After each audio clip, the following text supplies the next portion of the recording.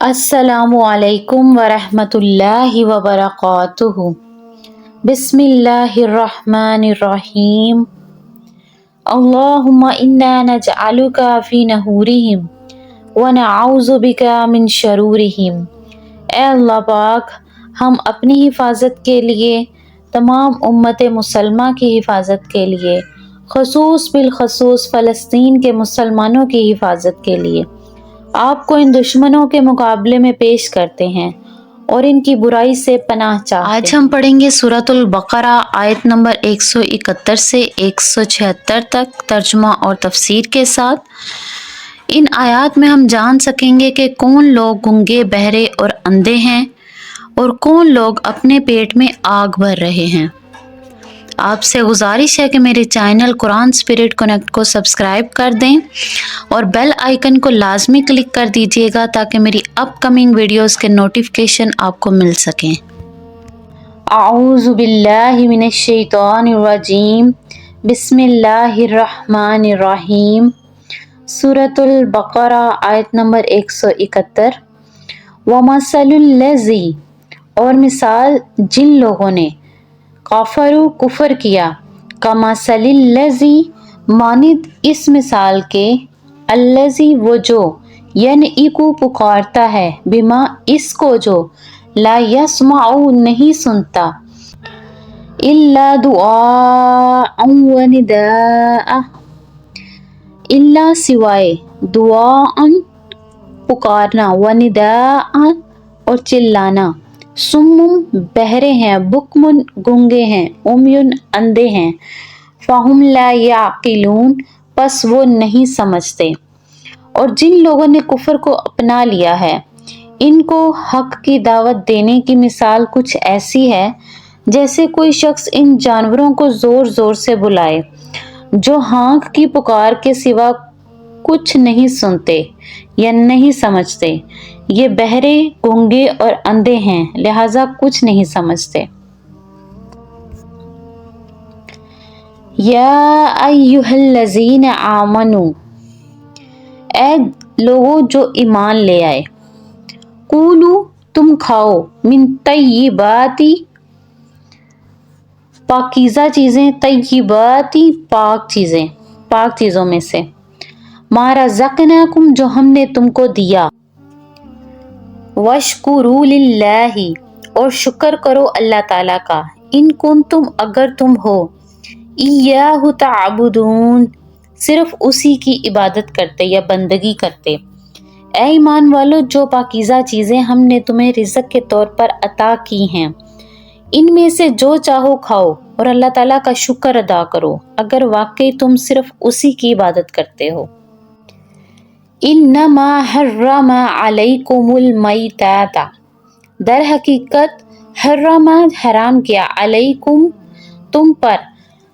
علیکم المیتۃ یعنی تم پر مردار کو حرام کیا، والدم اور خون کو، واللحم اور گوشت کو، الخنزیر خنزیر کے، وما اہل اور جو پکارا گیا، بہ غیر اللہ یعنی جس پر اللہ تعالیٰ کے سوا کسی اور کا نام پکارا گیا ہو، فمن اضطر پس لاچار ہو جائے، غیر باغ نہ سرکشی کرنے والا، ولا عاد اور نہ حد سے بڑھنے والا، فلا اثم تو نہیں گناہ، علیہم اس پر، ان اللہ بے شک اللہ، غفور الرحیم بخشنے والا اور رحم کرنے والا ہے۔ یعنی اس نے تو تمہارے لیے بس مردار جانور، خون اور خنزیر حرام کیا، نیز وہ جانور جس پر اللہ تعالیٰ کے سوا کسی اور کا نام پکارا گیا ہو۔ ہاں اگر کوئی شخص انتہائی مجبوری کی حالت میں ہو اور ان چیزوں میں سے کچھ کھا لے، جبکہ اس کا مقصد نہ لذت حاصل کرنا ہو اور نہ وہ ضرورت کی حد سے آگے بڑھے، تو اس پر کوئی گناہ نہیں، یقیناً اللہ تعالیٰ بہت بخشنے والا اور بڑا مہربان ہے۔ اللہ تعالیٰ فرماتے ہیں کہ جو جانور اپنی موت آپ مر گیا ہو، یعنی ذبح نہیں کیا گیا، وہ حرام ہے، اور خون حرام ہے، نجس ہے۔ اسی لیے اہل اسلام کا ذبح کرنے کا طریقہ یہ ہے کہ صرف گردن کو کاٹا جائے تاکہ اس میں شریانیں وغیرہ کٹ جائیں، اور جسم کا اکثر خون نکل جائے، لیکن اگر جھٹکا کیا جائے یعنی تیز دھار آلے سے ایک ہی وار سے جانور کی گردن الگ کر دی جائے، جیسے سکھ کرتے ہیں یا جیسے یورپ وغیرہ میں ہوتا ہے، تو پھر خون جسم کے اندر رہ جاتا ہے۔ اس طریقے سے مارا گیا جانور بھی حرام ہے۔ ایک اور جگہ اللہ تعالیٰ فرماتے ہیں کہ کسی جانور کو ذبح کرتے ہوئے کسی بت کا یا دیو کا یا دیوتا کا العرض اللہ تعالیٰ کے سوا کسی کا بھی نام لیا گیا ہو تو وہ بھی حرام ہو گیا۔ اگر کوئی شخص بھوک سے مجبور ہو گیا ہو، جان نکل رہی ہے اور کوئی شے کھانے کو نہیں ہے، تو وہ جان بچانے کے لیے حرام کردہ چیز بھی کھا سکتا ہے، لیکن اس کے لیے 2 شرطیں عائد کی گئی ہیں۔ ایک تو وہ اس حرام کی طرف رغبت اور میلان نہ رکھتا ہو، اور دوسرا یہ کہ جان بچانے کے لیے جو ناگزیرہ مقدار ہے اس سے آگے نہ بڑھے۔ ان 2 شرطوں کے ساتھ جان بچانے کے لیے حرام چیز بھی کھائی جا سکتی ہے۔ ان الذین یکتمون، بے شک جو لوگ چھپاتے ہیں، ما انزل اللہ، جو اتارا اللہ تعالیٰ نے، من الکتاب، کتاب میں، ویشترون، اور وہ وصول کرتے ہیں، بھی اس سے، ثمناً قیمت، قلیلاً تھوڑی، اولئک یہی لوگ، ما یاکلون نہیں کھاتے، فی میں، بطونہم اپنے پیٹ، الا مگر نارن آگ، ولا یکلمہم اللہ، اور نہ بات کرے گا اللہ یوم القیامت، قیامت کے دن، ولا یزکیہم، اور نہ ان کو پاک کرے گا، ولاہم، اور ان کے لیے عذاب ہے، علیم، دردناک۔ حقیقت یہ ہے کہ جو لوگ اللہ تعالیٰ کی نازل کی ہوئی کتاب کو چھپاتے ہیں اور اس کے بدلے تھوڑی سی قیمت وصول کر لیتے ہیں، وہ اپنے پیٹ میں آگ کے سوا کچھ نہیں بھر رہے۔ قیامت کے دن اللہ تعالیٰ ان سے کلام بھی نہیں کرے گا اور نہ ان کو پاک کرے گا، اور ان کے لیے دردناک عذاب ہے۔ یعنی جو یہودی نبی پاک صلی اللہ علیہ وآلہ وسلم کی صفات کی آیتوں کو جو تورات میں ہیں چھپاتے ہیں اور اس کے بدلے اپنی آؤ بھگت عرب سے کرواتے ہیں اور عوام سے تحفے اور نقدی سمیٹتے رہتے ہیں،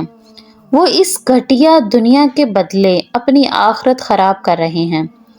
انہیں ڈر لگا ہوا ہے کہ اگر حضور صلی اللہ علیہ وآلہ وسلم کی نبوت کی سچائی اور آپ کے دعوے کی تصدیق کی آیتیں جو تورات میں ہیں لوگوں پر ظاہر ہو گئیں تو لوگ آپ کے ماتحت ہو جائیں گے اور انہیں چھوڑ دیں گے۔ اس خوف سے وہ ہدایت و مغفرت کو چھوڑ بیٹھے اور دلالت اور عذاب پر جوش ہوں گے۔ اس باعث دنیا اور آخرت کی بربادی ان پر نازل ہوئی۔ آخرت کی رسوائی تو ظاہر ہے، لیکن دنیا میں بھی لوگوں پر ان کا مکر کھل گیا۔ وقتاً فوقتاً وہ آیتیں جنہیں یہ بدترین علماء چھپاتے رہتے تھے ظاہر ہوتی رہیں۔ خود حضرت محمد صلی اللہ علیہ وآلہ وسلم کے معجزات اور آپ صلی اللہ علیہ وآلہ وسلم کی پاکیزہ عادت نے لوگوں کو آپ کی تصدیق پر آمادہ کر دیا، اور ان کی وہ جماعت جس کے ہاتھ سے نکل جانے کے ڈر نے انہیں کلام اللہ چھپانے پر آمادہ کیا تھا، بالآخر ہاتھ سے جاتی رہی، اور ان لوگوں نے حضور صلی اللہ علیہ وآلہ وسلم سے بیعت کر لی، یعنی وہ ایمان لے آئے اور آپ کے ساتھ مل کر ان حق کے چھپانے والوں کی جانیں لیں اور ان سے باقاعدہ جہاد کیا۔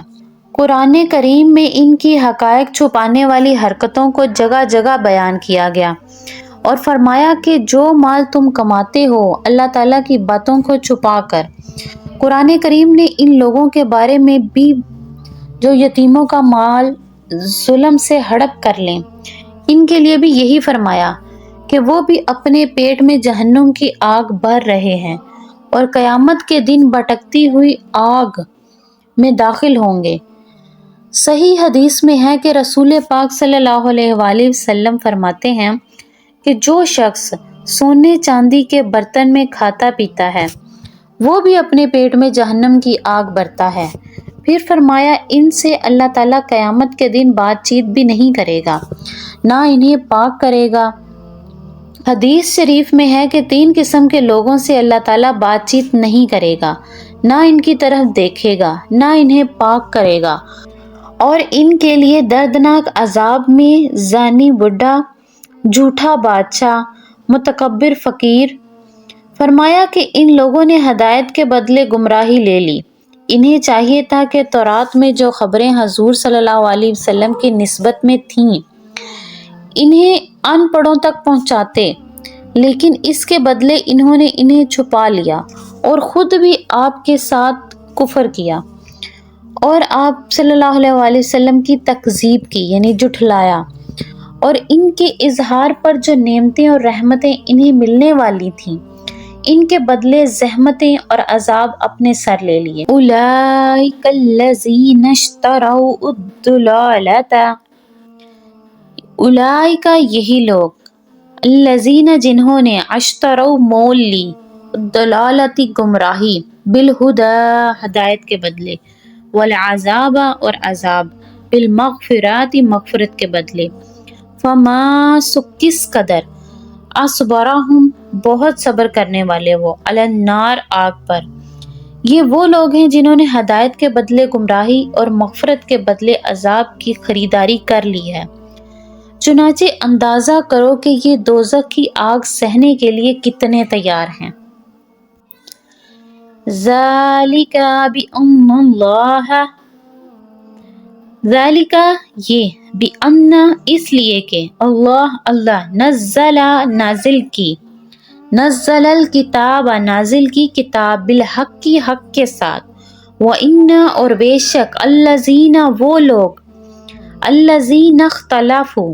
جن لوگوں نے اختلاف کیا، فی الکتاب کتاب میں، لفی شقاق اپنی ضد میں، بعید دور۔ یہ سب کچھ اس لیے ہوگا کہ اللہ تعالیٰ نے حق پر مشتمل کتاب اتاری ہے، اور جن لوگوں نے ایسی کتاب کے بارے میں مخالفت کا رویہ اختیار کیا ہے اور وہ ضد اور مخالفت میں بہت دور نکل گئے، یعنی جن لوگوں کو اللہ تعالیٰ کا کلام معلوم تھا، حق بات کا پتہ تھا، پھر بھی وہ حق بات کو چھپاتے رہے اور لوگوں کو مزید گمراہ کرتے رہے، ان لوگوں کا انجام بتایا گیا ہے۔ صدق اللہ العظیم۔